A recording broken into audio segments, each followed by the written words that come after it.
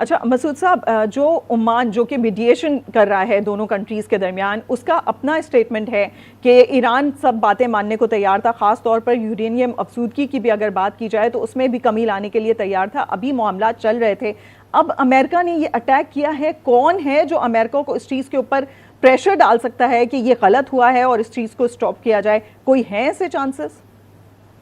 جی نہیں، اقوام متحدہ معطل ہے، اور اس کے علاوہ جو ہے امریکہ خود صدر ٹرمپ جو ہے ہر قسم کا استثناء چاہتے ہیں۔ وہ بین الاقوامی قوانین کے پابند نہیں ہیں۔ انہوں نے یہ اعلان کہا کہ وہ کوئی پرواہ نہیں کرتے بین الاقوامی قوانین کی، اور بلکہ جو بین الاقوامی قوانین بنائے گئے تھے یا جو نظام بنایا گیا تھا دوسری جنگ عظیم کے بعد، اسے جو ایک ایک کر کے اس کی اینٹ نکال رہے ہیں، اسے مسمار کرنے کی کوشش کر رہے ہیں، تو اس کا تو کوئی منطق نہیں ہے۔ اگر آپ نے دیکھنا ہے تو اسے اصولوں کے زاویے سے نہ دیکھیں پوری صورتحال کو، اسے دیکھیں کہ اس وقت طاقت کا منطق طریقے سے چل رہا ہے۔ یعنی یہ جو ہے ایک طرف جو ہے آپ دیکھیے ذرا ان کی فوجی استعداد کو دیکھیے کہ دو بڑی ریاستیں، یعنی مشرق وسطیٰ کی ایک طاقتور ریاست ہے اسرائیل، اور اس کے ساتھ امریکہ جو دنیا کی سب سے طاقتور ریاست ہے، انہوں نے یہ جمگھٹ کیا ہے، یہ کٹ کیا ہے تاکہ وہ کسی طریقے سے، اور اتنا بڑا کنسنٹریشن کیا ہے جیسے وہ کسی بہت بڑی طاقت کے ساتھ مقابلہ کرنے کے لیے تیار ہیں، جیسے کہ دوسری جنگ عظیم میں جو ہے، دوسری جنگ عظیم میں جب جو قوتیں ایک دوسرے کے خلاف سفارہ تھیں، ان کی تقریباً پروپورشنالٹی تھی، کچھ تناسب تھا، تو ایران نے اسے اپنے دفاع کا انتظام کیا ہوا ہے۔ وہ ظاہر ہے کہ وہ بھی ضربہ کاری لگا سکتا ہے جو امریکہ کے بحری اڈوں کے اوپر یا فضائی اڈوں کے اوپر حملہ کر رہا ہے، بھرپور جواب دے رہا ہے، لیکن جو پاور ایکویشن ہے اس میں امریکہ کا اور ایران کا براہ راست مقابلہ نہیں کیا جا سکتا، اور اس کے اوپر معاشی پابندیاں بھی ہیں، اسے ہر طرف سے زنجیروں سے جکڑا ہوا ہے۔ تو اس صورتحال میں یہ ہے کہ جو اہل ایران ہیں اور جو ان کی قیادت ہے، انہوں نے یہ ہے کہ انہوں نے شہادت کا عندیہ دیا ہے، وہ یہ کہہ رہے ہیں کہ جناب ہم تو اس کے لیے تیار ہیں۔ امریکی بھی حیران تھے اور امریکی قیادت بھی حیران تھی کہ اتنے بڑے بحری بیڑوں کو دیکھ کے، اور اس کے باوجود اتنی فوج کا جماع اور کانسنٹریشن دیکھنے کے باوجود جو ہے وہ یہ ایران آنکھیں نہیں جھپکا رہا۔ اس کی کیا وجہ ہے؟ تو میرا خیال ہے کہ اس میں صرف جذبہ جہاد ہے اور کوئی چیز نہیں ہے۔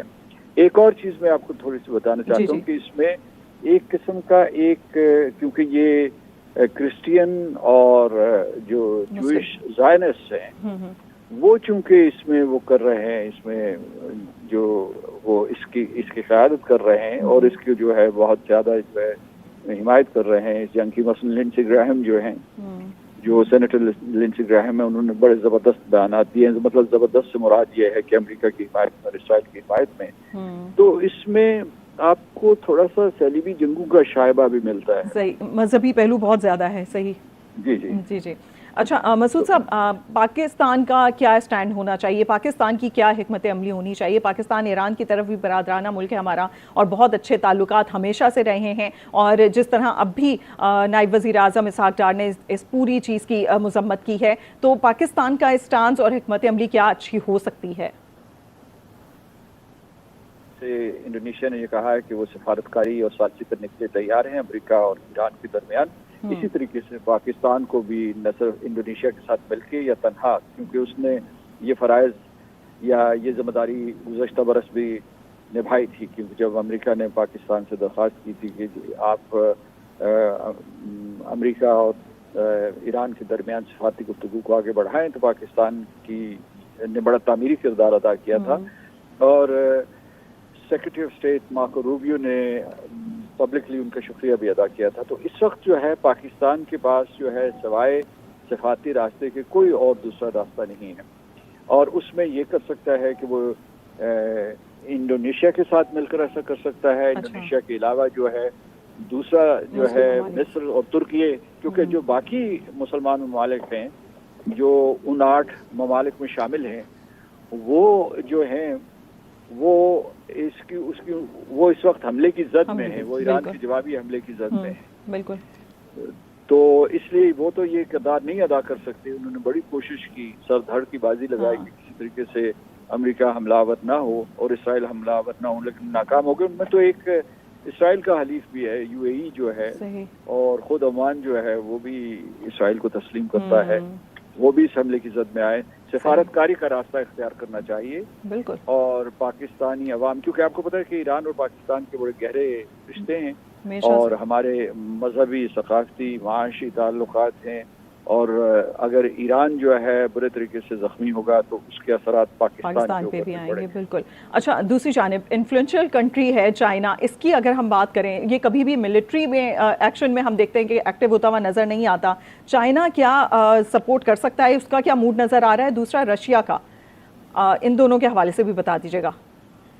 دیکھیے، روس اور چین دونوں نے بڑے سخت بیانات دیے ہیں، لیکن میں سمجھتا ہوں کہ ان کی جو اگر کوئی مدد ہوگی ایران کو تو پس پردہ ہوگی، اور اس کے بعد وہ فوج کشی نہیں کریں گے. دوسرے یہ ہے کہ جو اس سے براہ راست متاثر ہو رہا ہے اس جنگ سے، وہ چین متاثر ہو رہا ہے، کیونکہ جو ایران کا 90% تیل ہے وہ چین خریدتا ہے، اور وہ سارے کا سارا آبنائے ہرموز سے گزرتا ہے.